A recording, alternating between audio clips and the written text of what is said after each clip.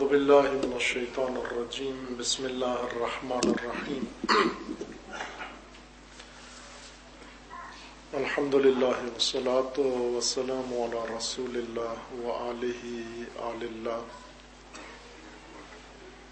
واللعنۃ الدائمۃ علی اعدائہم وأعداء اللہ من یوم عداوتہم الی یوم لقاء اللہ اما بعد فقال الامام الصادق علیہ الصلاۃ والسلام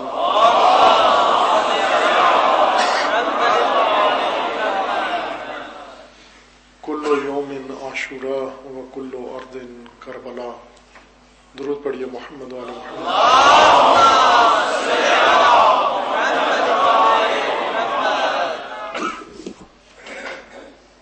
ایک التماس سورہ فاتحہ کی گئی ہے.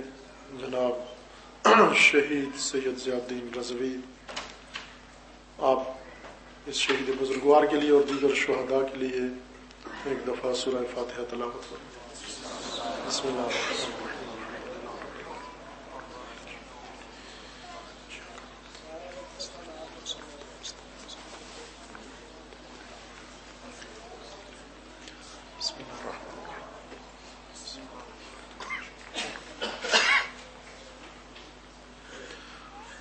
درود پڑھیے محمد والے محمد.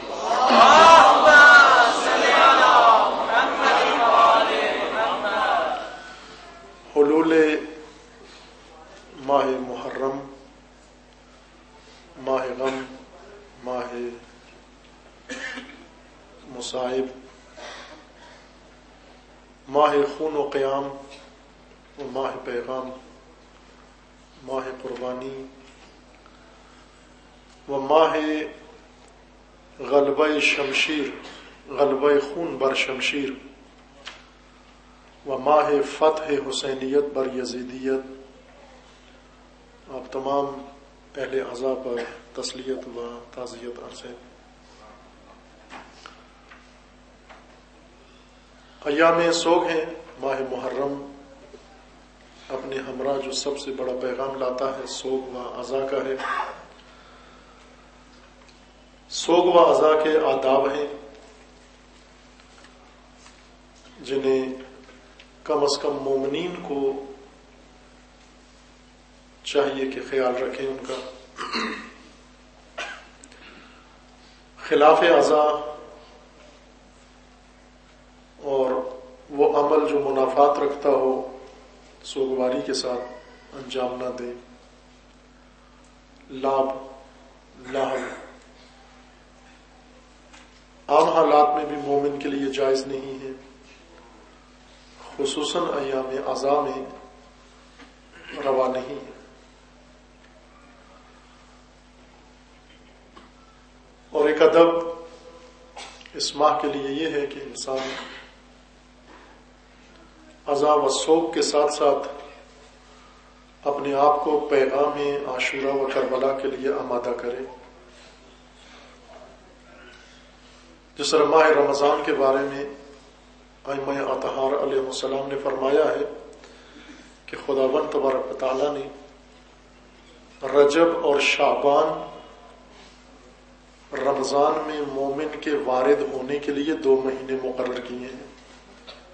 یعنی 2 ماہ لگتے ہیں مومن کو رمضان کے لیے تیار ہونے کے لیے. رجب کے روزے، شعبان کے روزے، رجب کا اعتکاف، رجب کے اعمال، رجب کی دعائیں، شعبان کی مناجات، یہ سب کس لیے ہیں؟ تاکہ انسان رمضان تک پہنچ جائے. اور رمضان سارا اس لیے ہے کہ لیلۃ القدر تک پہنچ جائے. بغیر آمادگی کے عزیزان انسان محروم رہ جاتا ہے. خداوند تبارک و تعالیٰ نے ایسے حکمت سے یہ نظام بنایا ہے کہ گویا ایک طرح سے حج بھی عاشوراء کی آمادگی کے لیے ہے. انسان حج کر کے آتا ہے، فوراً محرم شروع ہوتا ہے. جو حج کر کے نہیں آئے ہیں انہیں کہا گیا کہ حاجی سے ملنے کے لیے جاؤ.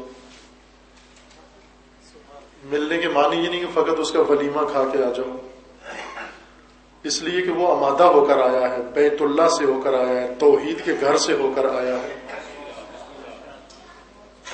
اور وہاں سے لوٹا ہوا انسان معمولی نہیں ہوتا۔ اس لیے کہا گیا کہ جب اس سے معصیت سرزد ہونے سے پہلے اس سے مل لو جا کر، اس سے معانقہ کرو جا کر، کہ وہ نور جو خدا نے اس کے وجود میں ڈالا ہے، ملنے والے کو بھی وہ نور پہنچ جاتا ہے۔ یہ سب کس لیے ہے؟ تاکہ انسان محرم کے لیے تیار ہو جائے، اور محرم میں عزا و سوگ و عزاداری و گریہ و مصائب و مجلس و نوحہ و مرثیہ و ماتم، یہ سب کس لیے ہے؟ تاکہ انسان عاشورہ کو سمجھ جائے، شب عاشور کو سمجھ جائے۔ امام علیہ السلام سے منسوب یہ جملہ امام صادق علیہ السلام سے منسوب ہے،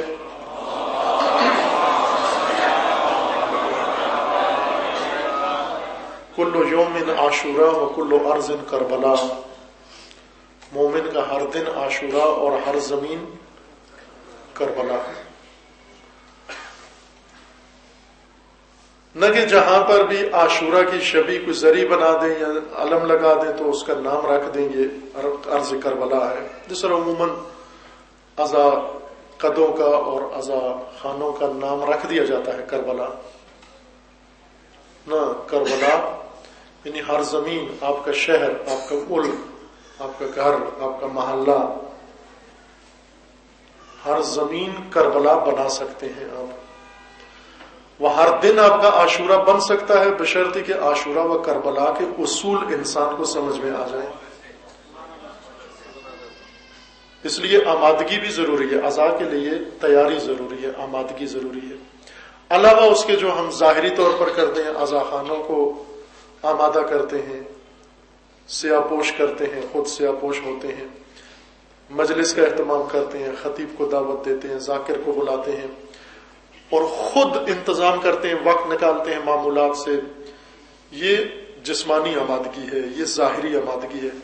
لیکن عاشورہ کی آمادگی کے لیے دل آمادہ ہونا چاہیے، روح آمادہ ہونا چاہیے۔ جب تک دل انسان کا آمادہ نہ ہو، پیغام عاشورہ دل میں نہیں اترتا، اور خدا نخواستہ ایسا نہ ہو پورا محرم گزر جائے، ایام عزا گزر جائیں اور ہم فقط رسم ادا کریں، پیغام عاشورہ سے محروم رہ جائیں۔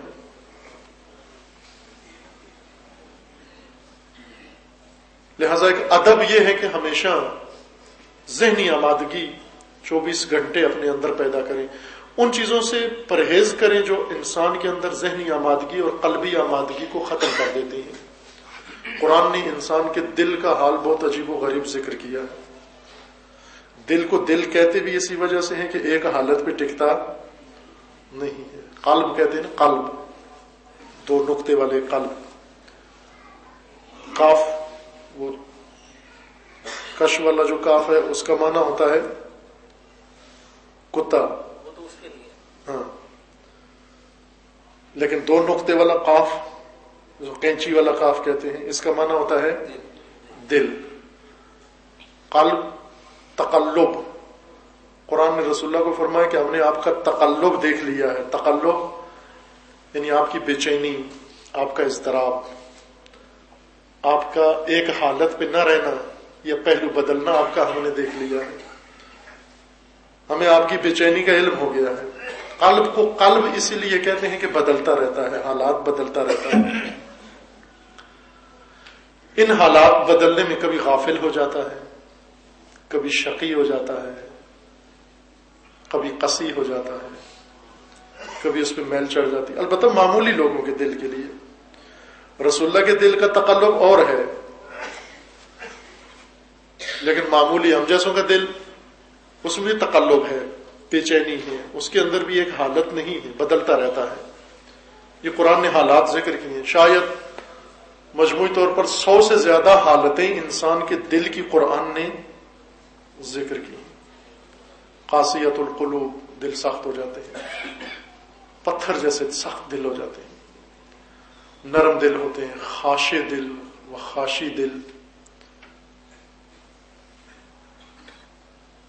عاشورہ کے پیغام کے لیے بھی دل کی ضرورت ہے، آمادہ دل کی ضرورت ہے۔ جو چیزیں دل کی آمادگی کو ختم کر دیتی ہیں ان سے پرہیز کریں۔ لعب واللہو سے دل کی آمادگی ختم ہو جاتی ہے۔ عبادتوں میں لذت نہیں آتی، کیوں؟ اس لیے کہ ٹی وی چینل سے اٹھ کے مصلی پہ کھڑے ہو جاتے ہیں۔ آخر یہ دل ہے، دل پتھر تو نہیں ہے، دل ہے۔ چینل اثر کرتا ہے اس کے اوپر، تصویر اثر کرتی ہے اس کے اوپر، بات اثر کرتی ہے اس کے اوپر، محفل اثر کرتی ہے اس کے اوپر۔ اتنا حساس ہے، اتنا حساس ہے کہ حتی نگاہ بھی اثر کرتی ہے اس کے اوپر، سماعت بھی اثر کرتی ہے اس کے اوپر، گفتگو بھی اثر کرتی ہے اس کے اوپر۔ اور جب دل آمادہ نہ ہو کچھ دریافت نہیں کرتا۔ قرآن نے ایک آیت ذکر کی ہے، خداوند تبارک و تعالیٰ نے الم یعن للذین آمنوا ان تخشع قلوبهم لذکر اللہ، کیا وہ گھڑی نہیں آئی کہ مومنین کے دل ذکر خدا کے لیے نرم ہو جائیں؟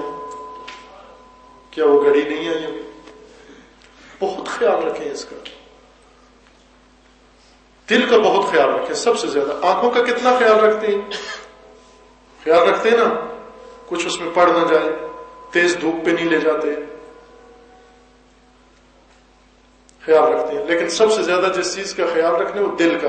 دل سے مراد بھی یہ پسلیوں کے اندر موجود پمپ نہیں ہے، اس کا نہ بھی خیال رکھے تو مسئلہ نہیں۔ البتہ خیال رکھے کہ پریشانی کی صورت میں موت واقع ہو جاتی ہے یہ اگر مصدر ہو جائے۔ لیکن وہ دل جس کی قرآن بات کر رہا ہے، اس کا ایکو ختم کر دیں، ساؤنڈ کر دیں۔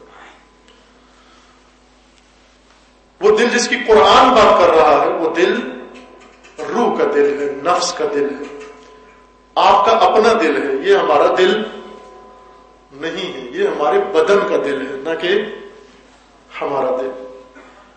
ہمارے جسم کا دل ہے، ہمارا دل کوئی اور ہے۔ بھول گئے ہیں ہم، کسی کے دل کو اپنا سمجھ لیا۔ یہ بدن کا دل ہے، ہمارا دل ہمارے ساتھ جائے گا، یہ قبر میں رہ جائے گا، وہ ہمارے ساتھ جائے گا۔ اس میں خون ہوتا ہے، اس میں خدا ہوتا ہے۔ سبحان اللہ، ماشاءاللہ۔ اس کو پاک رکھیں۔ وہ اس کو کہا گیا روایت میں وہ حرم خدا ہے، وہ اللہ کا حرم ہے وہ دل۔ اور وہ جب آمادہ ہو جائے، تیار ہو جائے حرم خدا، پھر اولیاء خدا کا تذکرہ بھی اس میں آ جاتا ہے، پھر لیلۃ القدر بھی سمجھ میں آ جاتی ہے، اور پھر عاشورہ و شب عاشور بھی سمجھ میں آ جاتی ہے۔ یہ حدیث جو منسوب ہے امام علیہ السلام سے، کل یوم عاشورہ و کل ارض کربلا، ایک شعار محض نہیں ہے، اگرچہ شعار بھی ہے۔ شعار یعنی نعرہ۔ شعار اس چیز کو کہتے ہیں جو کسی کام کی علامت ہو، جسے دیکھ کر انسان کے اندر یہ شعور پیدا ہو کہ یہ کیا چیز ہے۔ جیسے مسجد کا شعار منارے ہیں، منارے دیکھ کے پتہ چل جاتا ہے یہ مسجد ہے۔ عزاخانوں کا شعار عزاداری ہے، پتہ چل جاتا ہے کہ یہاں پر عزاداری ہو رہی ہے۔ ہر چیز کا شعار ہے، شعار یعنی علامت اس کے پہچاننے کی۔ اسلام کے بھی شعار ہیں جن سے اسلام پہچانا جاتا ہے۔ اذان اسلام کا شعار ہے، پتہ چل جاتا ہے کہ یہ مسلمانوں کی جگہ ہے۔ اور شاعر اللہ کا احترام قرآن نے کہا کہ کرو۔ شعار جسمانی ہے اور شعار لفظی ہے، قول کی شکل میں ہے بعض شعار، بعض اقدامات شعار ہیں۔ خود عاشورہ و کربلا بھی شعار ہے، دین کے شعار ہیں،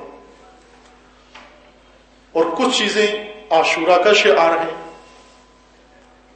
شعار بھی ہم نہیں بنا سکتے، پسند آیا ہم نے کہا کہ یہ چیز شعار بنا دیں۔ کسی کہتے ہیں کوئی آدمی گیا کسی علاقے میں، اس سے جا کر پوچھا کہ یہاں آثار قدیمہ ہوتے ہیں آپ کے ہاں؟ تو انہوں نے کہا کہ پہلے تو نہیں تھے، ابھی بنا رہے ہیں آثار قدیمہ۔ آثار قدیمہ ہم نہیں بنا سکتے، وہ قدیم لوگوں نے اگر کوئی چیز بنائی ہوئی تو وہ آثار قدیمہ ہیں، نہ یہ کہ میں اور آپ مل کر ادھر بیٹھ کر لاہور میں آثار قدیمہ بنانا شروع کر دیں۔ آثار قدیمہ بنانا قدیم لوگوں کا کام تھا، بھلے آپ بنائیں، یہی آپ کے آثار جدیدہ اگلی نسلوں کے آثار قدیمہ ہو جائیں گے، لیکن ہمارے آثار قدیمہ وہ ہیں جو سابقہ لوگوں نے بنائے ہیں۔ شعار میں اور آپ نہیں بنا سکتے، شعار خدا کی ذات بنا سکتی ہے، دین کا شعار، اور اولیاء خدا بنا سکتے ہیں۔ ہم شعار کی پیروی کریں گے، شعار کو مانیں گے ہم۔ شعار ہمارا کام بنانا نہیں ہے، شعار اپنانا ہے، اور متاسفانہ کربلا کے شعار گم ہو گئے ہیں ہم سے، کبھی سننے میں نہیں آیا کربلا کا شعار کوئی کسی جگہ پر۔ ایک شعار جو مدتوں سے جوانوں سے اپیل کی جا رہی ہے اور تذکر دیا جا رہا ہے کہ یہ شعار اپنا لیں اور اس کو اپنا شعار بنا لیں کہ یہ شعار حسینی ہے، لیکن کبھی جذبات میں آ کر تو کر لیتے ہیں تکرار، اس کو اپنی زبان کو اس سے نورانی کر لیتے ہیں، لیکن پھر بھول جاتے ہیں۔ اس کی وجہ یہ ہے کہ ہم خود شعار بنانے کے زیادہ ماہر ہیں بجائے شعار اپنانے کے۔ سید الشہداء علیہ السلام کا ایک شعار جو کربلا میں سید الشہداء نے مقرر بیان فرمایا وہ تھا ہیہات من الذلہ، یہ شعار سید الشہداء تھا کربلا میں، اور یہی ہمارے یہاں رائج ہونا چاہیے۔ محرم کا شعار یعنی ہیہات من الذلہ، ہم ہرگز ذلت قبول نہیں کریں، یہ شعار محرم ہے۔ اگر یہ شعار ہم نے اپنایا ہوتا کوئی مسلمان آج ذلیل نہ ہوتا، کوئی مسلمان ذلیل نہ ہوتا، آج پاکستان کی یہ صورتحال نہ ہوتی، یہ صورتحال نہ ہوتی پاکستان کی کہ اندر سے اس کو دہشت گردوں نے گھیرا ہوا ہے، باہر سے اس کو شیطانوں نے گھیرا ہوا ہے، اور پڑوسی اس کے سر پہ چڑھ دوڑے ہیں، اور اب اس کو اپنی بقا کا خطرہ ہے۔ یہ کس وجہ سے ہوا؟ یہ اس ملک کے حکمرانوں کی ذلت پذیری کی وجہ سے ہوا۔ اور ذلت کیوں قبول کی انہوں نے؟ اس لیے کہ عزت کے میدان سے تعلق نہیں رکھا اپنا۔ عزت کا میدان کربلا کا میدان ہے، کربلا انسان کو سکھاتی ہے ہیہات من الذلہ، ہرگز ذلت قبول نہیں کرنا۔ اگر یہ ایک جملہ پاکستانیوں کو سمجھ میں آ جائے، کوئی پاکستان کا بال بیکا نہیں کر سکتا، کوئی پاکستان کی طرف ٹیڑھی نگاہ سے نہیں دیکھ سکتا۔ شک نہ کرو اس میں دلیل بھی رکھتا ہوں اپنی بات کے لیے کہ اس وقت ہر ایک کو میلی آنکھ سے دیکھا جا سکتا ہے، حزب اللہ کو نہیں دیکھا جا سکتا۔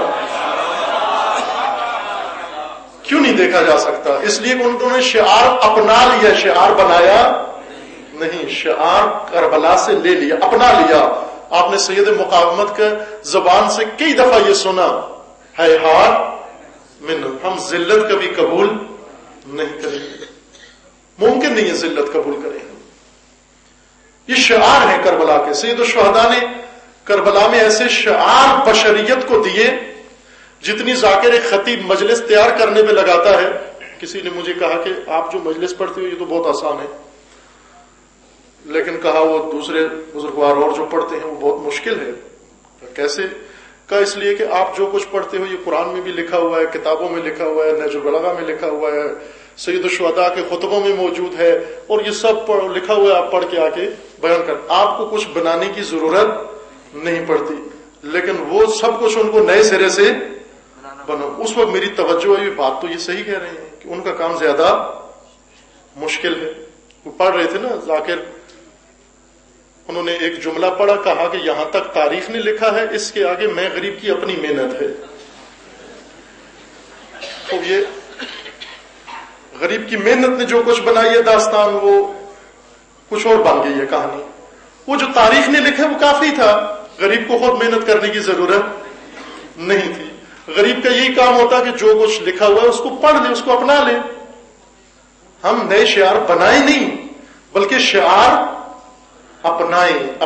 عزیزان غور فرمائیں، یہ جوان غور فرمائیں، انقلاب نے جو شعار دیے ہیں ان میں تصرف مت کرو، ان کو اپنا لو، ان کو تبدیل مت کرو۔ ایک عالمی شعار امام راحل نے پوری دنیا کو دیا، ایک عالمی شعار امام نے کیا فرمایا کہ مسلمانوں کی تمام بدبختیوں کی بنیاد امریکہ ہے، جو فریاد ہے امریکہ کے سر پہ ڈالو تم جا کر۔ اگر آپ کہیں اور سے بھی دیکھتے ہو تو وہ اس کا بانی بھی امریکہ ہی ہے۔ یہ بغلے بجانے کے دن نہیں ہے، یہ عبرت لینے کے دن ہیں۔ آج پاکستان کو دیکھ لو، شیطان کی دوستی کا نتیجہ اس سے بہتر نہیں نکل سکتا ہے۔ الحمدللہ آپ میں سے تو کسی کی دوستی نہیں ہے، لیکن جن کی ہیں ان کو دیکھ لو، شیطان سے دوستی کا اچھا نتیجہ نہیں نکلتا۔ ایسا کم وقت ہے کہ جہنم میں جا کر پوری ڈٹائی کے ساتھ کہے گا کہ میں نے تو تمہیں دھوکہ نہیں دیا۔ یہ قرآن نے لکھا ہے کہ ایسا بے شرم ہے، دوست ہونے کے باوجود اپنے دوستوں کو جہنم میں تنہا چھوڑ دے گا اور یہ کہے گا کہ میں نے تو نہیں آپ کو کہا تھا کہ جہنم میں میری راہ پہ، میں تو صرف دکھایا تھا، چلے آپ خود ہو۔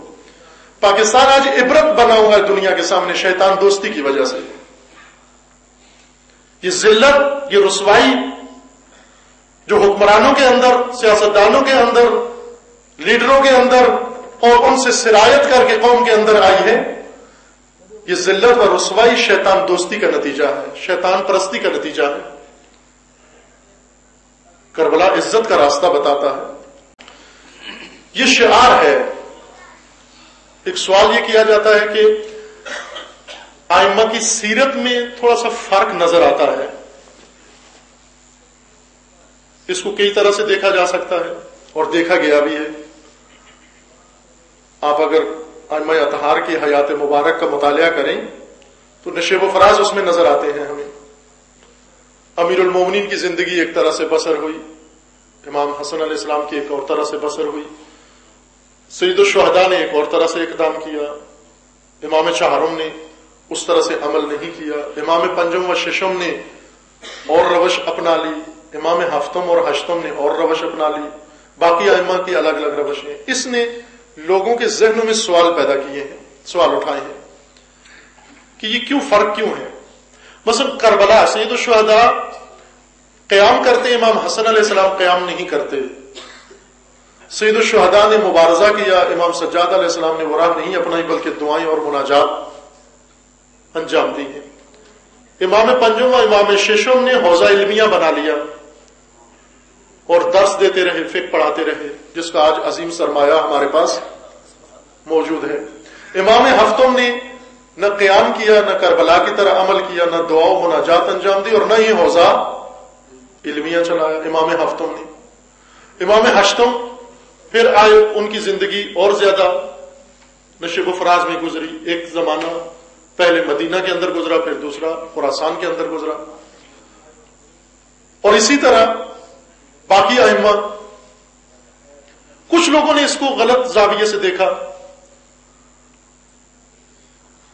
یعنی اس نے ظن نہیں رکھا، یا جس طرح سے ایک مومن سوچتا ہے اعتقاد کے ساتھ، اس طرح سے عقیدت مندی کے ساتھ نہیں سوچا۔ ایک مصری مصنف نے کتاب باقاعدہ لکھی اسی موضوع پر، اور اس نے کہا کہ یہ شیعہ کے ائمہ میں جو اختلاف روش کا ہے، طرز عمل کا اختلاف ہے، یہ در حقیقت مجبوری کی وجہ سے ہے۔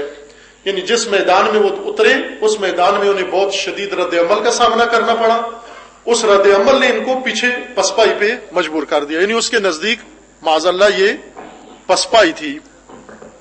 کہا کہ امیر المومنین اور امام حسن مجتبی یہ دونوں حکومت اور سیاست کے امام تھے، لیکن دیکھا کہ سیاست کے میدان مار لیا، بنو امیہ نے امام حسن علیہ السلام سے حکومت لے لی۔ سید الشہداء نے آ کر اپنا حق واپس لینے کی کوشش کی، بنو امیہ نے اتنا شدید رد عمل دکھایا کہ اس کے بعد ائمہ کو یعنی سیاست چھوڑنا پڑی کہ اس کے بعد ہم سیاست کی طرف رخ نہیں کریں۔ یہ مصری مصنف کی بات کا خلاصہ پیش کر رہا ہوں، جو اس نے بدنیتی کے ساتھ انجام دیا، بلکہ بدنیتی کا خلا بھی ہم نے پیدا کیا ہے، چونکہ ہم نے یہ وضاحت نہیں کی کہ یہ سب کچھ کیوں ہوا، اس لیے اس کو میدان مل گیا کچھ کہنے کے لیے۔ اگر ہم نے یہ بتا دیا ہوتا کہ یہ کیوں ہوا ہے، وہ اتنی بدبینانہ رائے نہ بیان کرتا۔ بعد میں کہا کہ انہوں نے گوشہ نشینی اختیار کر لی، فقط دعا و مناجات میں اپنی زندگی بسر کی، کوئی میدان سیاست کا، حکومت کا، اقتدار کا جب بند ہو گیا تو انہوں نے دیکھا کہ عملی میدان بند ہے تو علمی میدان میں قدم رکھا. لہذا امام پنجم اور امام ششم علمی میدان میں آئے. لیکن علمی میدان میں ابھی بہت کم عرصہ گزرا تھا, 100 سال بھی نہیں گزرے تھے. بڑے بڑے رقیب جس طرح سیاست کے میدان میں پیدا ہوئے, علمی میدان بھی ان کے مقابلے میں بہت بڑے بڑے رقیب پیدا ہوئے. بڑے بڑے مذہب اسی زمانے میں بنے. لہذا انہوں نے آ کر علمی میدان بھی ان کے ہاتھ سے لے لیا. لہذا امام ہفتوں علمی میدان سے بھی باہر کر دیے گئے. اور اس طرح کا نشے و فراز ذکر کیا جاتا ہے. ظاہر ہے جب ہم اس نقطے کی طرف توجہ نہیں کریں گے اور یہ تجزیہ تحلیل تاریخ کی بیان نہیں کریں گے درست دلائل کے ساتھ, ہر ایک جو منہ میں آتا ہے کہتا جائے گا وہ, اور ذمہ دار ہم ہیں. ہم تکرار مقررات کے عادی ہو گئے ہیں, جو 100 دفعہ سننا ہے 101 دفعہ پھر سننے کے لیے تیار ہیں, لیکن اپنے مذہب کا دفاع کرنے کے لیے تیار نہیں ہے. ان یلغاروں کا مقابلہ کرنے کے لیے آمادہ نہیں ہے. جو کچھ ہم نے رٹا ہے وہ اس جواب میں آتا ہی نہیں ہے.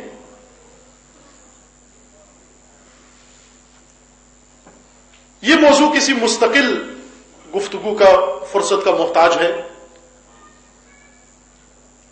اس فرصت میں جو آپ کی خدمت میں چند شب انشاءاللہ توفیق نصیب ہوگی اگر خداوند تبارک و تعالی نے چاہا. موضوع ہے عاشورہ بعنوان مکتب.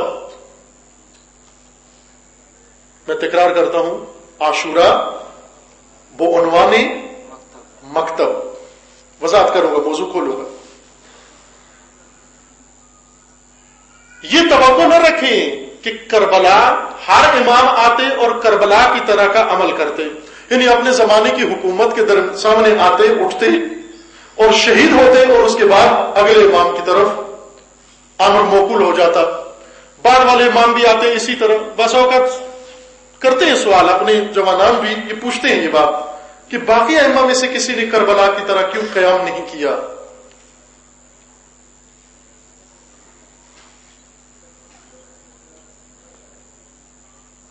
اس لیے کہ کربلا کا قیام سید الشہداء نے کیا.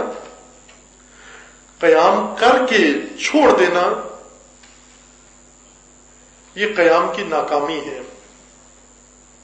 قیام ہو, یہ قیام ایک نہضت بن جائے, ایک مکتب بن جائے. اتنا قیام کرنے کے لیے وسائل کی ضرورت نہیں ہے, فرصت کی ضرورت نہیں ہے, جتنا قیام کو مکتب اور تحریک بنانے کے لیے محنت کی ضرورت ہے. کربلا سید الشہداء نے ایک واقعہ خلق کیا. حضرت زینب نے اس واقعہ کو تحریک میں بدل دیا. اس کو واقعہ نہیں رہنے دیا, اس کو مورخین کے سپرد نہیں کیا. یہ نہیں کہا کہ ہم نے ایک واقعہ انجام دے دیا, اب یہ تاریخ نگاروں کا کام ہے وہ رپورٹنگ کریں اور اگلی نسلوں کو منتقل کریں. ظاہر ہے ایسے لوگ جو اس واقعہ سے لا تعلق ہیں, جن کا ان کے اندر کوئی کردار نہیں رہا, جو اس کو سمجھتے نہیں ہیں, جب وہ اس کی رپورٹنگ کریں گے وہ بھی صحیح نہیں کریں گے. اگر صحیح کریں بھی تو فقط ایک واقعہ قرار دے کر اس کی رپورٹنگ کریں گے. لیکن حضرت زینب سلام اللہ تعالی علیہا نے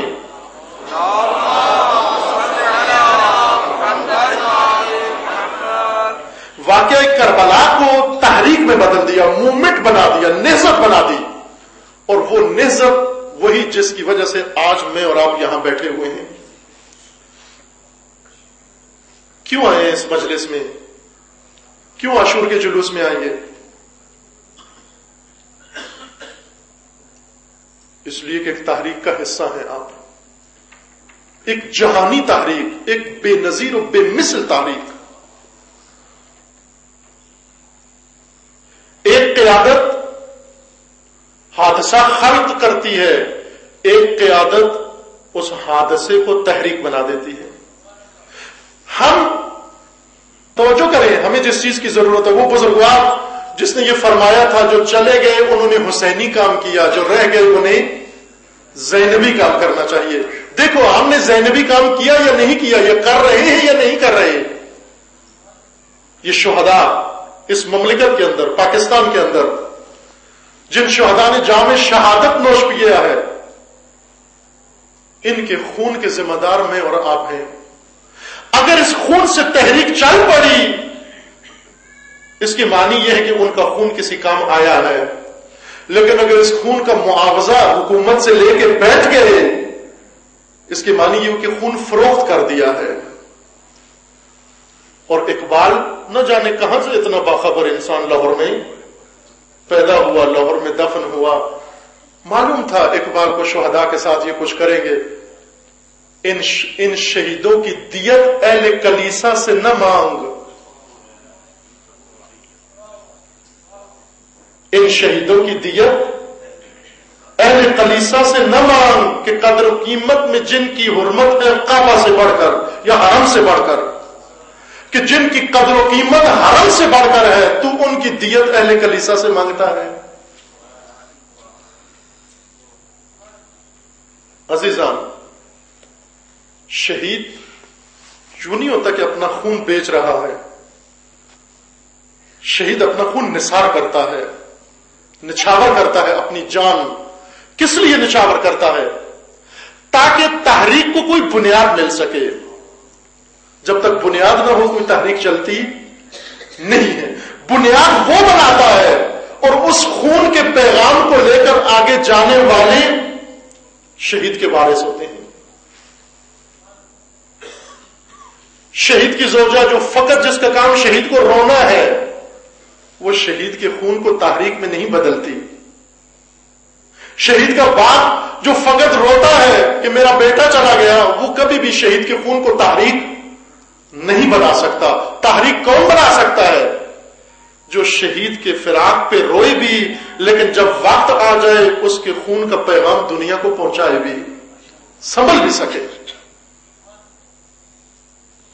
شہید مطہری رضوان اللہ علیہ نے خراج تحسین پیش کرتے ہوئے جناب زینب علیہ کو بہت خوبصورت جملہ بیان فرمایا ہے کہ حضرت زینب جب چلی تھی مدینہ سے اپنے بھائی کے ساتھ، اپنے شوہر کو جا کر کہا کہ مجھے اجازت دو میں حسین کے ساتھ چلی جاؤں، اگر آپ روک دو گے میں نہیں جاؤں گی،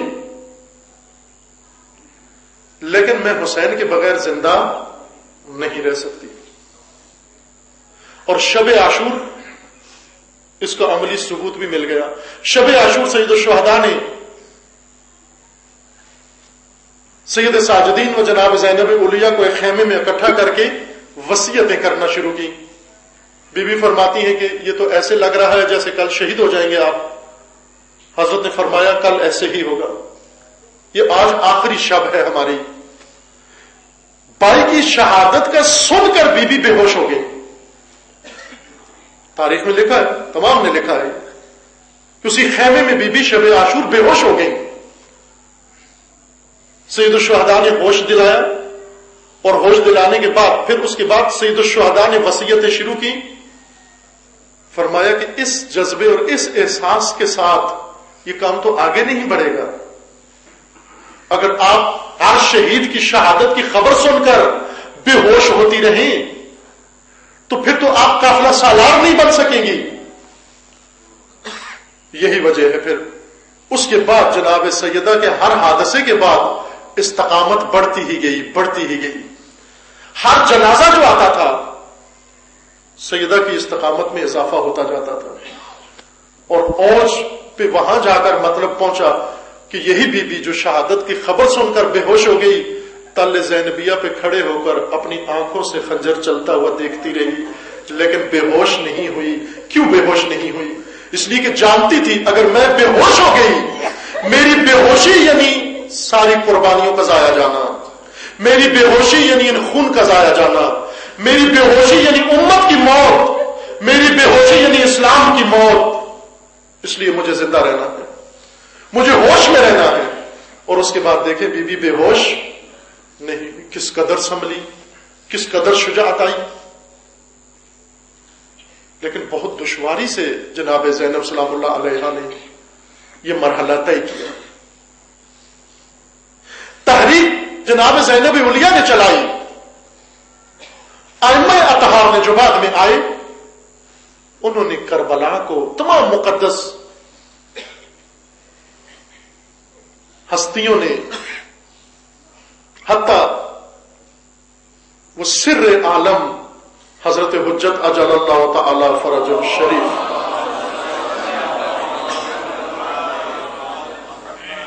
سب ائمہ نے مشترک طور پر عاشورہ کو حادثہ سے نکال کر مکتب بنا دیا.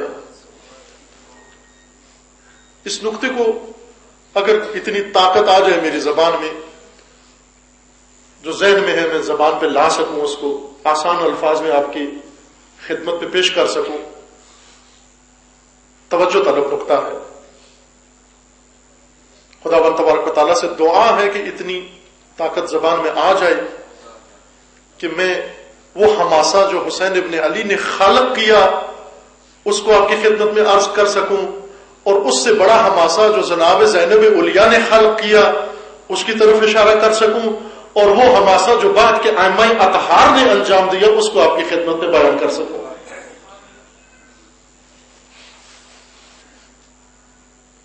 آج دن ہمارے یہاں روز قوم ہماری جو حالت بن چکی ہے، ہر ایک اپنی باری کی انتظار میں ہے کہ کب ہماری باری آتی ہے. اس رب سرپرست لاوارث لوگ ہوتے ہیں، جو گزرتا ہے سنگ راہ کی طرح، جو گزرا اس نے ٹھوکر لگا دی. جس کا کہیں بس نہیں چلتا وہ شیعہ پہ چڑھ دوڑتا ہے.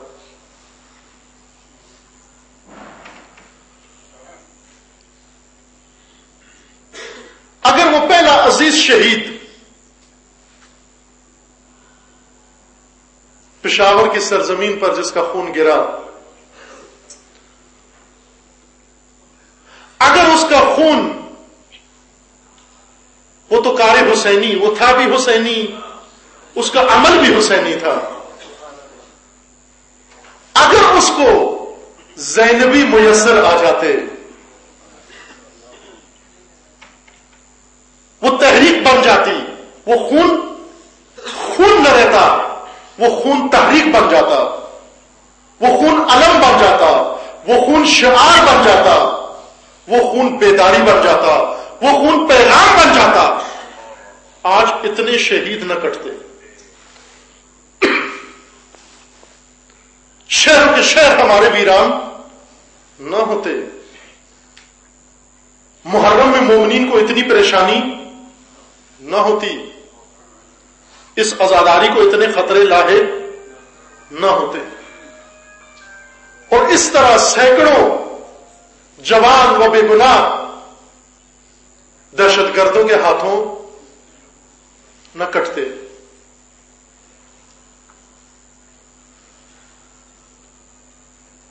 مرحلہ وار ہوتا ہے عمل.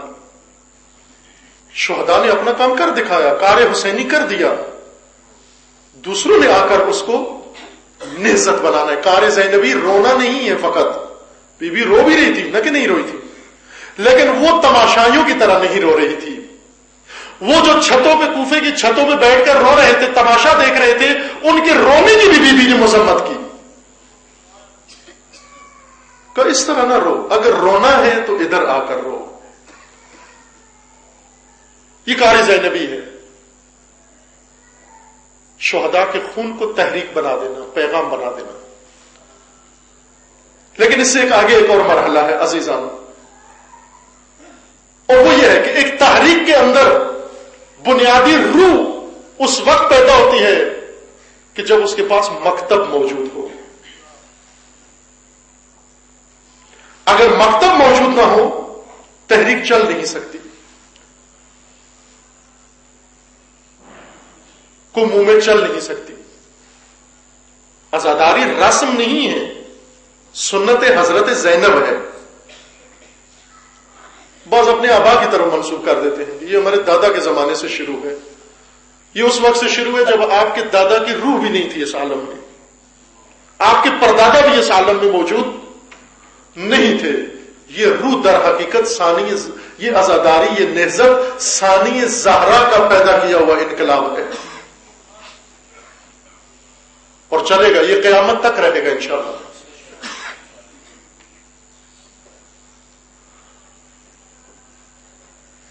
تحریک بنانے کے لیے اپنے اصول ہیں. یہ گفتگو ایک اور جگہ پر ہو چکی ہے، اگرچہ مختصر ہوئی ہے، پورے طور پر جتنی اس کی ضرورت تھی اس طرح نہیں ہوئی، لیکن اس فرصت میں آپ کی خدمت میں یہ عرض کرنا ہے کہ کس طرح واقعہ عاشورہ، قیام عاشورہ، قیام سید الشہداء، قربانی سید الشہداء تحریک بن کر پھر اس سے مکتب بن گیا. ائمہ اطہار نے نہ سیاست کا میدان چھوڑا، نہ مبارزے کا میدان چھوڑا، نہ قیام کا میدان چھوڑا، نہ کوئی میدان چھوڑا، نہ علمی میدان چھوڑا، نہ عملی میدان چھوڑا. اگر کوئی شخص آ کر مطالعہ کرے، دیکھے، ترک نہیں کیا. نہ سید ساجدین نے میدان چھوڑا، نہ امام پنجم نے چھوڑا، نہ امام ششم نے چھوڑا، اور نہ امام عصر نے یہ میدان چھوڑا. امام خمینی فرماتے ہیں یہ سیاست جو چھڑوائی گئی دینداروں سے اور متدینین سے، ائمہ نے نہیں چھڑوائی، انبیاء نے نہیں چھڑوائی، استعمار نے چھڑوائی ہے، شیاطین نے چھڑوائی ہے. اس نے اتنی پھونکی روحیں، اس نے اپنی پھونکیں ماری ہمارے کانوں میں کہ سیاست دین سے الگ ہے، سیاست دین سے الگ ہے، کہ ہم بھی باور کر گئے کہ سیاست دین سے الگ ہے. خدا رحمت کرے اقبال کو کہ کتنی خوبصورت اور حسین زبان میں یہ مطلب بیان کر کے گئے کہ عزیزان، جب بھی دین سیاست سے جدا ہوگا، دین بھی رسوا ہوگا، سیاست بھی رسوا ہوگی. اور آج یہی ہے، اسی وجہ سے پاکستان کے اندر سیاست بھی رسوا ہے، دین بھی رسوا ہے. کیوں رسوا ہے؟ چونکہ ایک دوسرے سے جدا ہو گئے ہیں.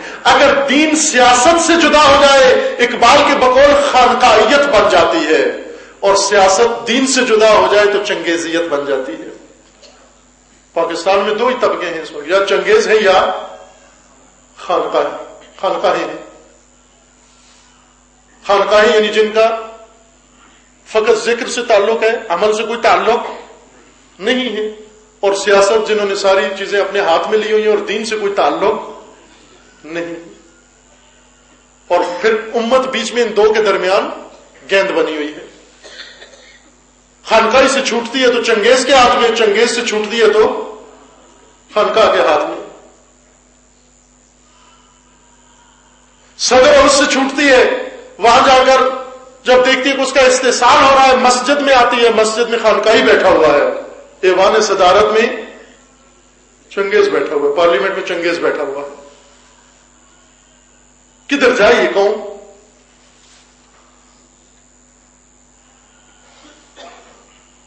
ائمہ نے نہیں ترک کیا میدان سیاست.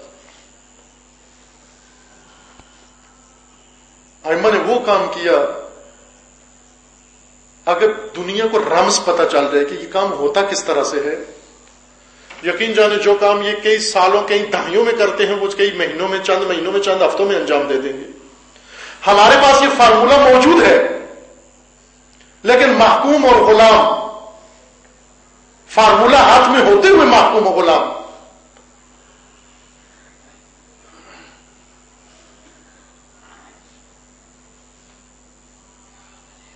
ایک نہضت کو اور ایک حادثے کو مکتب بنانا،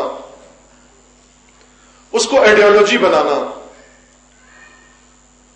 اس کو پورا سسٹم بنانا، اس کا پورا نظام بنانا، یہ دشوار کام ہے. یہ کسی معمولی آدمی سے نہیں ہو سکتا. سید الشہداء نے بنیاد بنائی، حضرت زینب نے تحریک بنا دیا اس کو، ائمہ اطہار نے اسی کو مکتب بنا دیا. کیوں مکتب بنا دیا؟ تاکہ قیامت تک آنے والی تمام نسلوں کو کربلا میسر آ سکے. تاریخ نہیں بننے دیا، واقعہ نہیں رہنے دیا، اس کو مکتب بنا دیا. مکتب سے مراد کیا ہے؟ لغت میں رجوع نہ کریے، مکتب کا معنی وہاں پر پرائمری اسکول لکھا ہوا ہے. پرانے زمانے میں مدرسوں کو یہ مکتب ہی کہتے تھے نا. یہ بزرگ ہمارے سارے مکتب کے پڑھے ہوئے ہیں. آپ انگلش اسکولوں کے پڑھے ہوئے ہیں، پبلک اسکولوں کے پڑھے ہوئے ہیں، لیکن وہ بزرگان سارے مکتب کے پڑھے ہوئے تھے. مکتب مدرسے کو بھی کہتے ہیں، مکتب ابتدائی تعلیمی ادارے کو بھی کہتے ہیں، لیکن یہ نہیں ہے مراد یہاں پر. مکتب سے مراد آئیڈیالوجی ہے، جس کا آسان معنی، چونکہ انگلش زیادہ سمجھتے ہیں، اردو بولنے والے انگلش زیادہ سمجھتے ہیں. یہاں اردو اکیڈمی کی طرف سے کانفرنس ہوتی ہے، اردو کانفرنس وہ بھی انگلش میں ہوتی ہے ساری، اس کا اشتہار بھی انگلش میں ہوتا ہے، اس میں تقریریں بھی انگلش میں ہوتی ہیں. یہ اردو معلوم نہیں کہاں جا پہنچے گی. فارسی میں بھی مکتب استعمال ہوتا ہے، عربی میں بھی مکتب استعمال ہوتا ہے، اردو میں بھی جاری ہے، رائج ہے مکتب، لیکن آئیڈیالوجی کے معنی میں لیں اس کو. جب بھی یہاں سنیں آپ لفظ مکتب تو آپ کے ذہن میں جو مفہوم آنا چاہیے وہ آئیڈیالوجی ہے. آئیڈیالوجی کی تھوڑی وضاحت کروں میں، کیا چاہیے. یہ جاگ کے سننے والی باتیں ہیں، اب معلوم نہیں کہ اس ٹائم کیا کیفیت ہے آپ کی. محمد والے محمد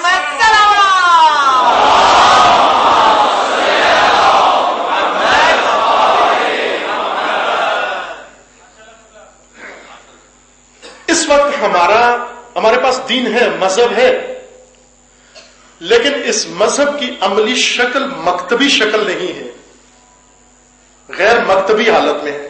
غیر مکتبی سے مراد یعنی اس کے اجزاء، اس کے اعضاء، اس کے مختلف حصے سب کچھ ہے، عقیدہ ہے، عمل ہے، فقہ ہے، اخلاق ہے، اس کے اندر سب کچھ موجود ہے، عبادتیں ہیں، لیکن ایک دوسرے سے ان کا کوئی تعلق نہیں ہے،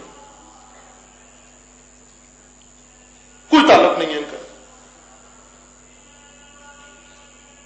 میں اس کو مثال اگر دینا چاہوں، اس وقت ہمارے پاس جو مذہب ہے اس کی شکل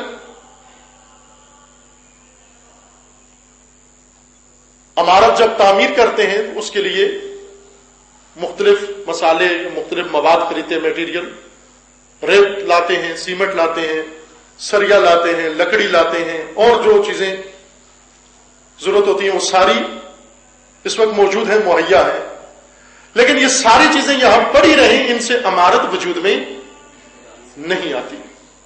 اگر جو ڈھیر لگے ہوئے ہوں، اینٹوں کا ڈھیر لگا ہوا ہو، ایک جگہ ریت کا ڈھیر لگا ہوا ہو، ایک جگہ سریا سیمنٹ کا ڈھیر لگا ہوا ہو، ایک جگہ کسی اور چیز کا ڈھیر لگا ہوا ہو، ہے نا ڈھیر اس طرح کے.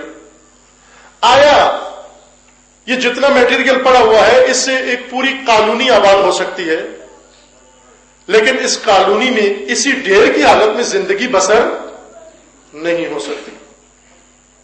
جہاں میں خطا کروں بتا دیں کہ یہاں آپ کو پاکستان کے حالات زیادہ پتہ نہیں ہے، لہذا کہیں کہ یہ ہوتا ہے، ڈھیروں میں زندگی بسر، اس اینٹ کے ڈھیر میں بھی زندگی بسر ہو سکتی ہے، ریت کے ڈھیر میں بھی زندگی بسر ہو سکتی ہے، لوہے کے ڈھیر میں بھی زندگی بسر ہو سکتی ہے. ظاہر نہیں ہوتی زندگی بسر، اگرچہ سب کچھ موجود ہے آپ کے پاس، لیکن اگر یہی ڈھیر جو پڑے ہوا ہے، ایک معمار، ایک انجینئر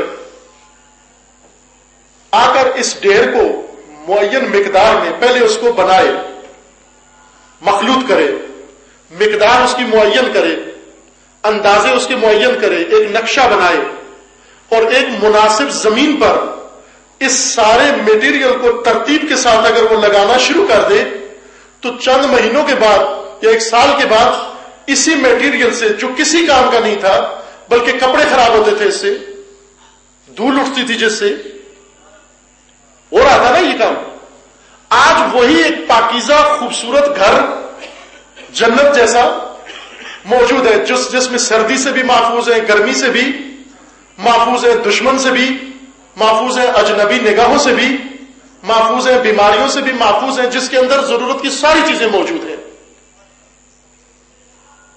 یہ میٹیریل کا ڈھیر جب تک کسی معمار اور انجینئر کے ہاتھ میں نہ آئے اور وہ ایک نقشہ اس کو نہ دے اور ایک نقشے کے مطابق اس کو آرکیٹیکچر آ کر نہ بنائے اور اس قالب میں نہ ڈالے اور مقدار معین نہ کرے، اس وقت تک یہ ڈھیر اگرچہ کتنا ہی قیمتی کیوں نہ ہو لیکن کسی قابل نہیں ہے، بلکہ زحمت ہے، الٹا زحمت ہے.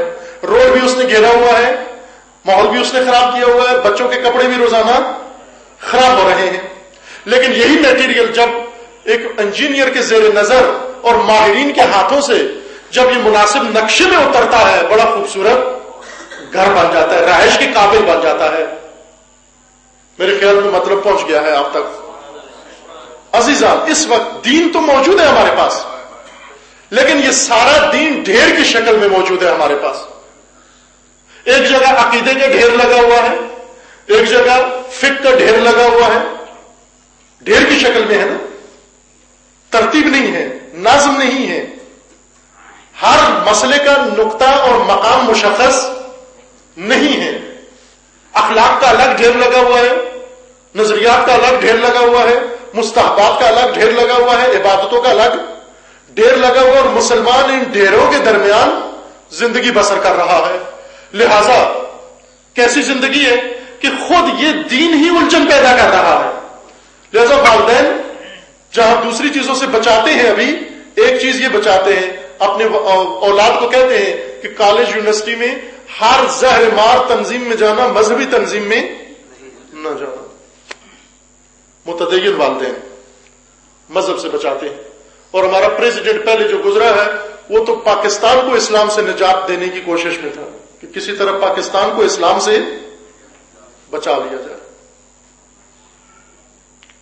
جب دین غیر منظم شکل میں، سارا دین موجود ہے لیکن غیر منظم شکل میں ہو، اس دین پر عمل نہیں ہو سکتا، ممکن نہیں ہے کوئی اس پر عمل کر سکے۔ ضرورت یہ ہے کہ اس کو بھی ایک نقشے میں اتارا جائے، ایک نقشہ اس کو دیا جائے۔ اجتہاد عزیزان، اجتہاد اسی چیز کا نام ہے۔ یہ در کھلا ہوا ہے تشیع کو، کہ نعمت جو ملی ہے وہ یہی نعمت اجتہاد ہے۔ مجتہد کا کام خمس جمع کرنا نہیں، کہیں بھی نہیں لکھا ہوا مجتہد کے فرائض میں سے ایک خمس جمع کرنا ہے۔ مجتہد وہ انجینئر ہے، دین کے آرکیٹیکچر کو مجتہد کہتے ہیں۔ آپ کا کام تکرار مقررات نہیں ہے، آپ کا کام ان پراکندہ نظریات کو نظم دینا ہے، ان منتشر افکار کو نقشہ بنانا ہے۔ ایسا نقشہ بناؤ کہ آج کی نسل کے سامنے جب دین پیش کرو تو اس نسل کو پتہ چل جائے کہ اس کے اندر میری دنیاوی سعادت بھی موجود ہے، میری معیشت بھی اس کے اندر موجود ہے، سیاست بھی اس کے اندر موجود ہے، حکومت بھی اس کے اندر موجود ہے، میری معاش و معاد بھی اس کے اندر موجود ہے، تعلیم و تربیت بھی اس کے اندر موجود ہے، میرے خاندان کا نظام بھی اس کے اندر موجود ہے، اس کے اندر حقوق کا نظام بھی موجود ہے، عدالت بھی اس کے اندر موجود ہے۔ لیکن آج ہمیں نظر نہیں آتا، نہ عدالت دین کی نظر آتی ہے، نہ معیشت دین کی نظر آتی ہے۔ کیوں نہیں نظر آتی؟ اس لیے کہ اس ڈھیر میں کچھ دکھتا نہیں ہے۔ کوئی آئے ایسا آ کر اس کو نظم دے، ڈسپلن دے، اس کو کہیں گے ہم مجتہد۔ یہ مجتہد جو دین منابع میں ہے، قرآن منبع ہے، سنت منبع ہے۔ جس طرح سے پاکستان کے اندر معدنیات ہیں، فراوان ہیں، اگرچہ پاکستانیوں کو معلوم نہیں ہے۔ ایک ہمارے دوست ہیں، وہ شوق چڑھا ان کو کہ معدنیات کے شعبے میں انویسٹمنٹ کریں، وہ کاروبار اپنا بزنس اس طرح سے۔ وہ آئے، سروے کا جو محکمہ ہے پاکستان کا، اس میں رجوع کیا انہوں نے کہ مجھے آپ نقشہ بتاؤ پاکستان کی معدنیات کا، تاکہ ہم دیکھیں، پھر اس کے مطابق دیکھیں کہ کہاں ہمیں مناسب ہے ہمارے لیے کہ ہم پیسہ لگائیں اپنا۔ تو انہوں نے کہا جی کہ یہ سروے تو ہو چکا ہے، معدنیات ساری مشخص ہیں، پتہ چل گیا ہے، لیکن یہ نقشہ ہمارے پاس نہیں ہے۔ کہا کس کے پاس ہے؟ انہوں نے کہا یہ برٹش ایمبیسی میں ہے۔ کہا ہمیں بھی جب ضرورت پڑتا ہے تو انہی سے لے کر آتے ہیں۔ کیوں ان سے لے کر آتے ہیں؟ کہتے ہیں سروے انہوں نے کیا۔ جب انہوں نے سروے کی ہے تو وہ ہمیں بھی پیسے لے کے کاپی دیتے ہیں نقشے کی کہ آپ ڈھونڈو گے۔ معدنیات ہیں فراوان۔ یہ معدنیات کس کام کی ہیں؟ اگر پیٹرولیم ہے، گیس ہے موجود، اور بہت ساری معدنیات اس زمین کے نیچے موجود ہوں، لیکن کوئی انجینئر ایسا نہ ہو جو اس کو معدن سے نکال کر سامنے لے آئے اور فقط یہ ہم ڈنڈورا پیٹتے رہے کہ ہمارے ملک میں اتنی معدنیات ہیں جتنی کسی ملک میں نہیں ہے۔ خوب آپ بے شک دنیا میں چرچے کرتے رہو کہ ہمارے پاس بہت معدنیات ہیں، خوب آپ کے پمپوں پہ تو پیٹرول ملتا نہیں ہے، آپ کے چولہوں میں گیس نہیں ہے، آپ کے یہاں 18-24 گھنٹے ٹوٹل دن ہے، 25 گھنٹے بجلی غائب ہوتی ہے. کہاں ہے معدنیات آپ کی؟ کون ہے ادھر؟ پاکستان مالا مال ہے معدنیات سے، اب اس میں شک نہیں ہے کہ مالا مال ہے، یہ پاکستان کا قصور نہیں ہے. اسی طرح دین معدنی حالت میں موجود ہے. دین کے اندر دین ایک معدن ہے، اس معدن میں سب کچھ موجود ہے. آپ کی دنیا بھی موجود ہے، آپ کی آخرت بھی موجود ہے. یہ جملہ تو سنا ہوگا آپ نے بارہا مجھ سے کہ وہ دین جو دنیا نہیں بنا سکتا آخرت کبھی بھی نہیں بنا سکتا. یقین جان لیں آپ، ہمیں دنیا میں پیدا کیا گیا ہے اسی تجربے کے لیے کہ وہ چیز اپنائیں جو یہ جہان بنا دے، پھر وہ جہان بھی بن جائے گا. لیکن اگر ہم نے کہیں کہ نہ خیر آگا دین تو صرف آیا آخرت کے لیے، دنیا اس سے نہیں بنتی، تو جو ابھی نقد نہیں بنا سکتا وہ ہدار کیا بنائے گا؟ دنیا نقد ہے نا، ابھی ہے ادھر. دنیا سے مراد لولاد نا، وہ مذموم دنیا جس کو قرآن نے رد کیا ہے، نہج البلاغہ نے رد کیا، وہ ایک الگ دنیا ہے. دنیا سے مراد یعنی یہ زندگی، موت سے پہلے کی زندگی. جو موت سے پہلے کی زندگی میں ہمیں نازم نہیں دے سکتا وہ آخرت میں کچھ بھی نہیں دے سکتا. اگر اس دین نے جنت دے بھی دی تو اسی طرح کی جنت دے گا جیسے ادھر دنیا دی ہوئی ہے. دہشت گردوں والی جنت، وہاں دہشت گردوں سے وہاں بھی جان نہیں چھوٹے گی، چونکہ دہشت گرد بھی سارے دیندار ہیں، مذہبی ہے نا سارے.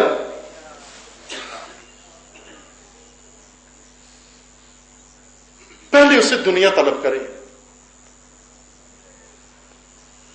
مجتہد کا کام اسی معدن سے یہ خام مال نکال کر اپنے کیوں ہر زمانے میں مجتہد ہونا چاہیے؟ ایک مجتہد کافی ہوتا نا. اگر اس طرح سے ہے کہ ایک مسئلہ ایک اس مجتہد کا بھی وہی، اس کا بھی وہی، اس کا بھی وہی، تو پھر تو وہ ایک مجتہد کافی تھا. شیخ توسی کافی تھے. جس طرح اہل سنت کے اندر ہے نا، وہ ان کے جو پہلے مجتہدین تھے اولین، وہی 4 مجتہد، ان کے جو ائمہ اربعہ ہیں مذاہب کے، وہ 4 مجتہد ہیں. وہ یہ کہتے ہیں کہ اجتہاد کا دروازہ تو بند ہے، یہ بعد میں آنے والے ان کو ہم مذہب کا امام نہیں، چونکہ نئی چیز تو اندر سے نکلنی کوئی نہیں ہے. جب اجتہاد ہی نہیں کرنا، جب اجتہاد نہیں کرنا تو صدیوں پہلے کا ایک مجتہد کافی ہے. توضیح المسائل، ایک توضیح المسائل کافی ہے. یہ بار بار توضیح المسائل کیوں چھپتی ہے؟ کوئی فرق پڑا اس میں؟ کوئی فرق نہیں پڑا. اگر نہیں پڑا تو وہ پہلی کافی ہے. دروازہ اجتہاد اس لیے کھولا گیا، مقرر کیا گیا، اس لیے کہ نسلیں بدلتی رہیں گی، اور جب نسلیں بدلیں گی نسلوں کے مسائل بدلتے رہیں گے، نسلوں کی ضرورتیں بدلتی رہیں گی، نسلوں کے تقاضے بدلتے رہیں گے، اور ہر نسل اپنے عصر کے تقاضوں کو پورا کرنے کے لیے پیدا کی گئی ہے، نہ سابقہ نسلوں کی تقلید کے لیے پیدا کی گئی ہے. ہر نسل کو اس کے زمانے کے لیے پیدا کیا گیا ہے. اس لیے دین نے بھی اہتمام کیا کہ 7 آرکیٹیکچر بھی بنا دیا، ہر نسل کا آرکیٹیکچر الگ ساتھ پیدا کر دیا. یہ اپنے زمانے کی بات کریں. مجتہد کا کام اجتہاد یعنی دین کو منابع سے نکال کر آئیڈیالوجی بنانا، مکتب بنانا. ابھی جو ہمارے پاس دین ہے وہ آئیڈیالوجی نہیں ہے. عقائد دیکھ لیں آپ، منظم نہیں، ان کا ربط احکام سے نہیں ہے. احکام کی کسی باس میں عقائد کا تذکرہ نہیں آتا. ایک اور مشکل جو درپیش ہے ہمیں وہ شیعہ اختلاف ہے. شیعہ گروہ میں آپس میں اختلاف، بلکہ اب تو علامت بن چکی ہے. اگر اختلاف نہ ہو تو شک کرو کہ پتہ نہیں شہید صحیح شیعہ ہیں بھی یا نہیں. اگر کسی جگہ اتفاق نظر آئے شک ہونے لگتا ہے کہ کسی اور مذہب کے نہ ہو. اپنے مذہب والوں کا تو 2 آدمی مل کر نہیں بیٹھا. عملاً یہی شکل ہو گئی ہے. کیوں ہوئی ہے؟ ایک بزرگ نے سوال کیا یا کہیں اعتراض کیا، کہا آپ ہر جگہ سنی شیعہ اتحاد کی بات کرتے ہیں، تو سنی شیعہ اتحاد سے پہلے آپ شیعہ اتحاد کی بات کریں. تو بہت اچھی بات ہے، یہ ہونا چاہیے. لیکن ان سے جو میں نے عرض کیا وہ جملہ دوہرا دیتا ہوں یہاں آپ کے سامنے. ان سے یہ عرض کیا کہ شیعہ سنی اتحاد ممکن نظر آتا ہے لیکن شیعہ اتحاد ممکن نظر نہیں آتا. کہنے لگے عجیب بات کرتے ہیں آپ. میں نے کہا اس لیے کہ شیعہ سنی اتحاد ہمیں معلوم ہے کہ اختلاف کہاں ہے اور کیوں ہے اور کیا ہے. یہ معلوم ہے کہ نظریاتی اختلاف ہے. نظریاتی اختلاف جب پتہ ہو کہ اختلاف کیا ہے اور جب یہ بھی پتہ ہو کہ وہ نظریے میں ہے تو وہاں بات کی جا سکتی ہے. قرآن نے بھی نمونہ پیش کیا ہے کہ آپ مسیحیوں کو کیا کہو؟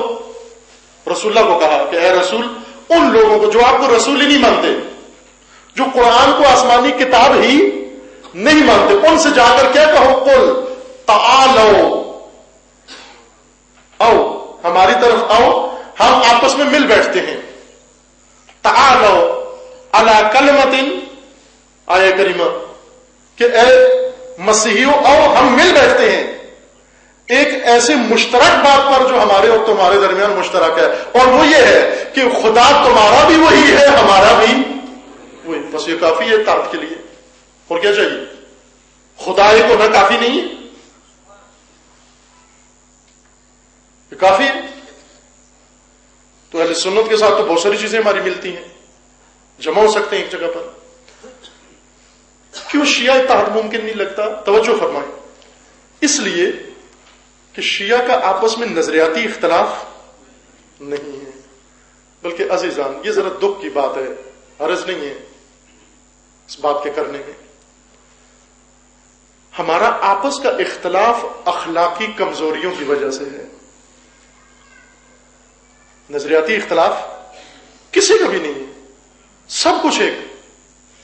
اخلاقی کمزوریوں کی وجہ سے ایک دوسرے سے دور ہے. اور اخلاقی کمزوریاں مذاکرات سے حل نہیں ہوتی. اخلاقی کمزوریاں تربیت اور تزکیے سے حل ہوتی ہیں. جب تک تربیت نہیں ہوگی اخلاقی مشکل حل, دلیلوں سے اخلاق حل نہیں ہوتا, اخلاق عمل سے حل ہوتا ہے. یہ المیہ کیوں پیش آیا؟ اس کی وجہ یہ ہے عزیزان کہ دین مکتب بنا کر نہیں متعارف ہوا, تبلیغ ہوا. یعنی مکتب بنا کر استنباط نہیں ہوا, مکتب بنا کر پیش نہیں ہوا, مکتب بنا کر تبلیغ نہیں ہوا. اس لیے کہ یہ ڈھیر اخلاق کا الگ لگا ہوا ہے, احکام کا الگ لگا ہوا ہے, عقیدے کا الگ لگا ہوا ہے. اب توجہ فرمائیں, ہمارے ہاں عقائد کی کمی نہیں ہے لیکن عقائد میں اخلاق کی کمی ہے.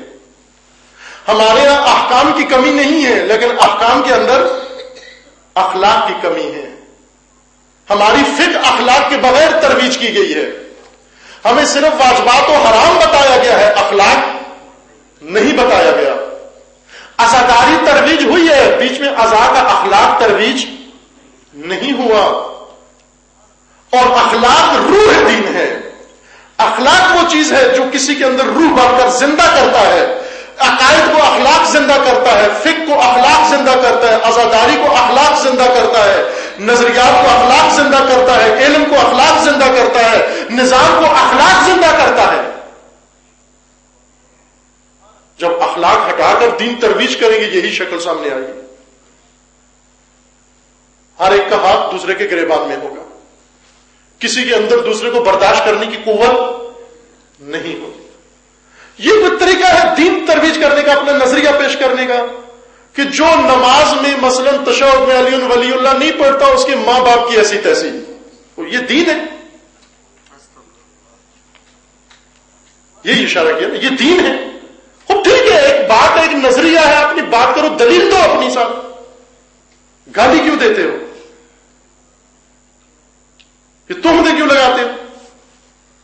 اور یہی حال سب طرف ہے. اس کی وجہ یہ ہے کہ دین مکتب بنا کر پیش نہیں کیا گیا. یہ اصطلاح تو سنی ہوگی آپ نے بعض شخصیات, انقلابی شخصیات کے متعلق, مخصوصاً شہید رجائی کو کہتے تھے کہ یہ ایک مکتبی انسان ہے. ابھی ایران میں رائج ہے یہ اصطلاح, مکتبی انسان ہے. مکتبی سے مراد انقلابی نہیں ہوتا. اب میں یہ چھوڑ گیا ہوں, یہ کافیہ نہیں ملایا ساتھ. حتیٰ پاکستان میں انقلاب بھی بغیر اخلاق کے ترویج ہوا ہے. انقلاب بلا اخلاق. انقلابی یعنی جس کی کوئی بریک نہ, اس کی زبان کی بریک ہو, نہ اس کے عمل کی بریک ہو, نہ اس کی سوچ کی بریک ہو, نا، دین اجازت نہیں دیتا اتنی کسی چیز کی.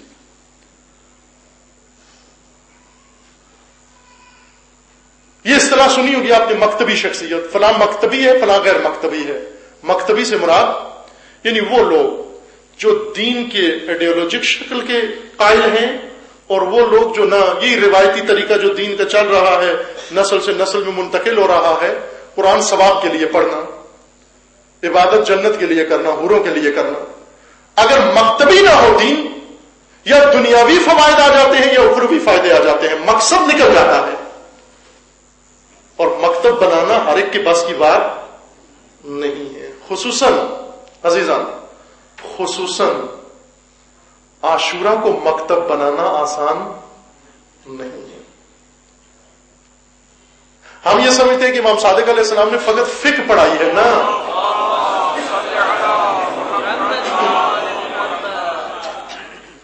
امام صادق علیہ السلام نے صرف فقہ نہیں پڑھائی، بلکہ امام علیہ السلام نے عاشورہ کو مکتب بنا دیا، آئیڈیالوجی بنا دیا، پوری دنیا کو بتا دیا کہ جہاں پر آپ کے پاس دوسرے نظریے اور مکاتب موجود ہیں، آؤ ہمارے پاس بھی مکتب موجود ہے. اور جب عاشورہ رسم ہو تو فقط مجلس و جلوس ہوتا ہے، لیکن عاشورہ مکتب بن جائے تو خمینی کا انقلاب بن جاتا ہے.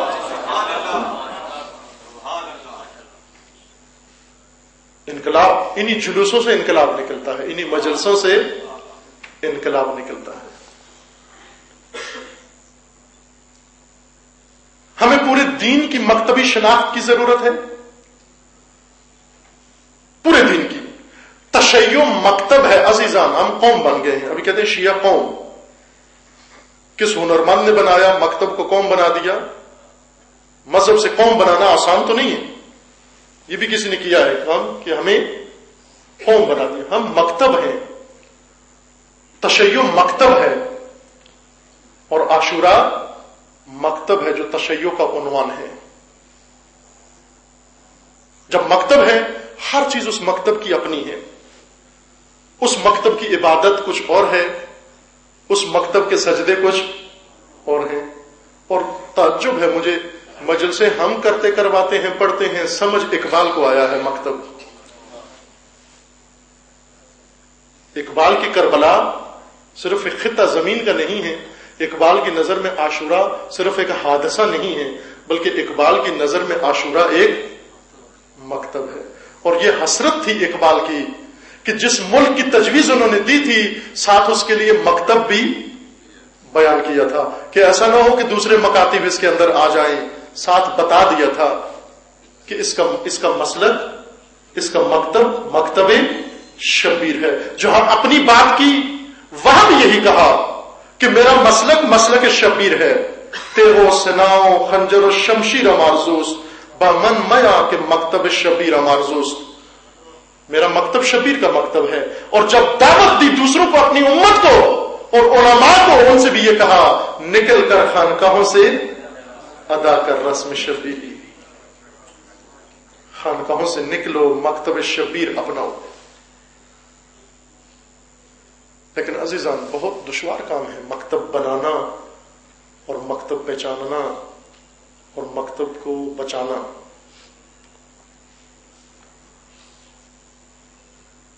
چونکہ کربلا بنیاد ہے اس مکتب کی.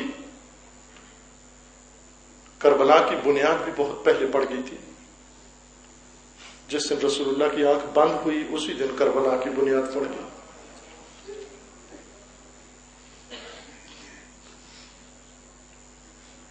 اسی دن کچھ ایسے اسباب پیدا ہوئے جنہوں نے اسلام کا رخ موڑ دیا، کسی اور طرف کر دیا. جنہوں نے علی کی اولاد کو کربلا پہنچا دیا. ان اسباب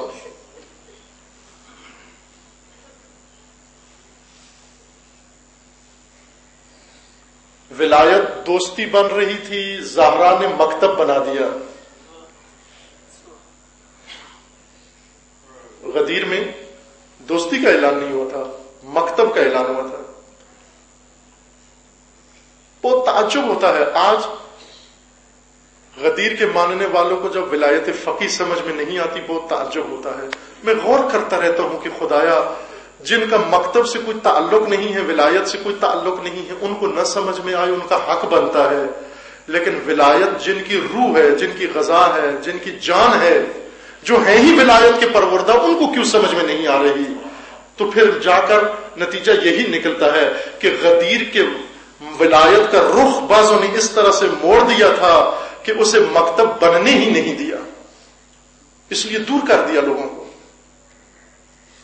اہل ولایت کو ولایت قبول نہ ہو، نظام ولایت قبول نہ ہو، ہر عامر ڈکٹیٹر کو مان لیں، ہر جمہوری تماشے کو مان لیں، لیکن ولایت کا نظام نہیں چاہیے، دور کر دیا گیا. جناب سیدہ نے یہ فرمایا کہ یہ جمہوریت کا گسالہ تمہارا یہ درست راستہ نہیں ہے. یہ نہ کہو کہ جہاں ووٹوں سے کام ہوا ہے، ووٹیں چلی گئی یہاں پر. فرمایا غدیر کے مقابلے میں جمہوریت نہیں ہے، مکتب بنا دیا. لیکن ولایت کو مکتب بناتے ہوئے اتنا دشوار کام ہے کہ حضرت سیدہ مدینے کے ہر دروازے پہ گئیں، پوری رات گئیں، بلکہ بعض روایات میں کئی راتیں گئیں، مسلسل ہر شب ہر دروازے پہ جاتی، دستک دیتی، دروازہ نہیں کھولتے تھے، اور بعض کھول دیتے تھے لیکن باہر آ کر معذرت کر لیتے تھے کہ ہم آپ کے لیے کچھ نہیں کر سکتے. بعض یہ کہتے ہمیں بھول گئی ہے، بات بھول گئی، 2 مہینے 10 دن پہلے کی بات بھول گئی ہے.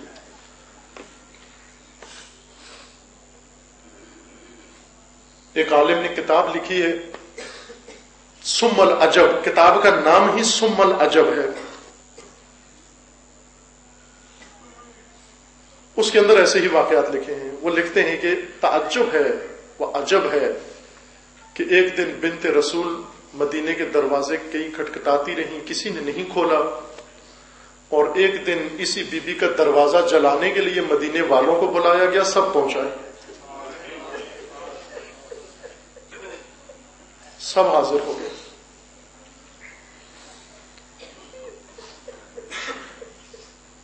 بہت دشوار مرحلہ تھا بی بی کے لیے. عموماً ایک سوال ذہن میں اٹھتا ہے، لوگ پوچھتے ہیں، یہ کہتے بھی ہیں ذہنوں میں کہ جب علی کے دروازے پر لوگ گئے، دروازہ جلایا، حضرت سیدہ زخمی ہوئی، پہلو زخمی ہوا، محسن شہید ہوئے، یہ سب کچھ ایک خاتون کو کیوں بھیجا، خود علی کیوں نہیں آیا؟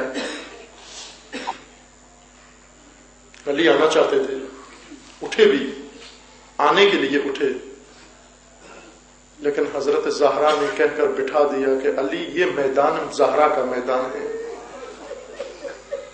آپ نے بڑے میدان مارے ہیں، احد و خندق و خیبر و بدر و حنین، یہ علی کے میدان تھے.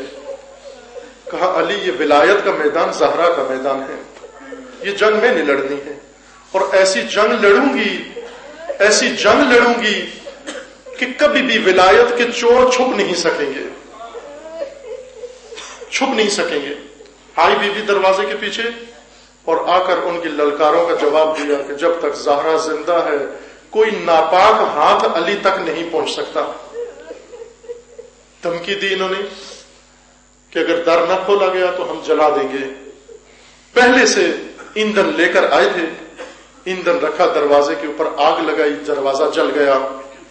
دروازے کے جلنے کا بھی انتظار نہیں کیا، ایک لعین نے ٹھوکر سے دروازہ گرا دیا.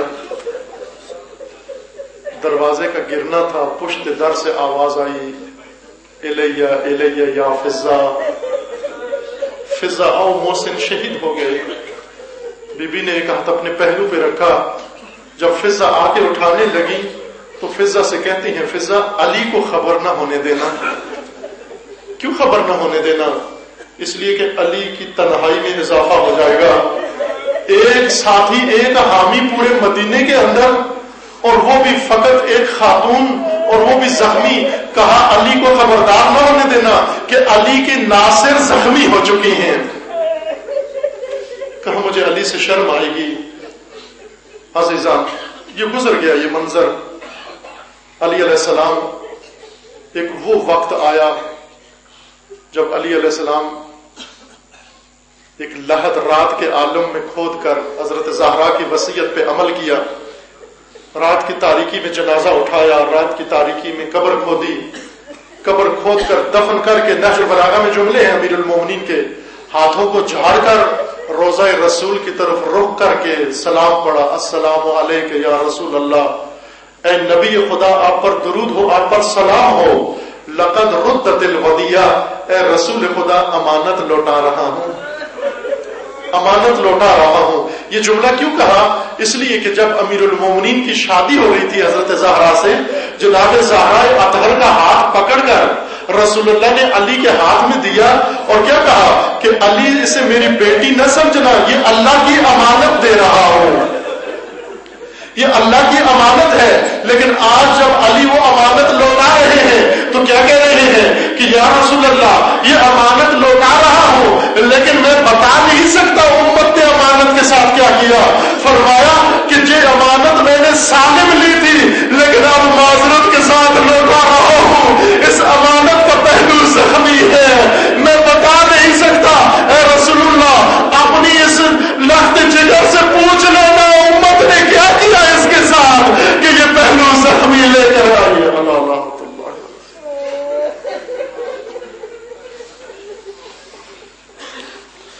فسيعلم الذين ظلموا أي منقلب ينقلبون اللهم بحق اسمك العظيم الأعظم الأعز الأجل الأكرم يا الله يا الله يا الله يا الله يا الله يا الله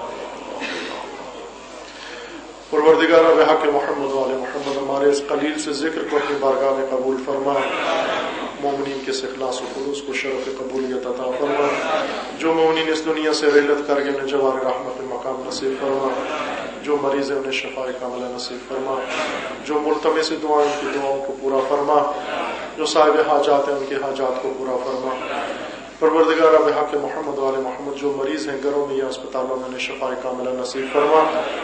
پروردگار عالم اسلام پر ظلم و ستم ہو رہا ہے، ان تمام مسلمین کو خصوصاً مظلومین فلسطین و مظلومین غزہ کو ان ظالموں اور وحشیوں کے شر سے محفوظ فرما، امریکہ اور اسرائیل کو نیست و نابود فرما، ان کے حامیوں کو رسوا فرما۔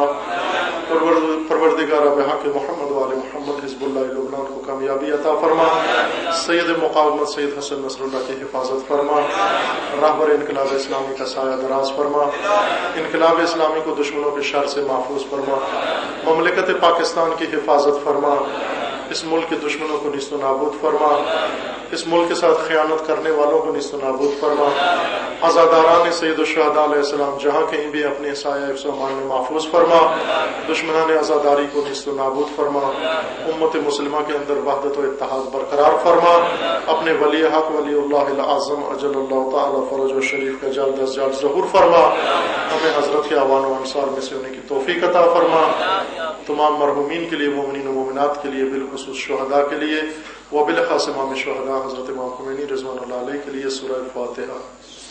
بسم اللہ۔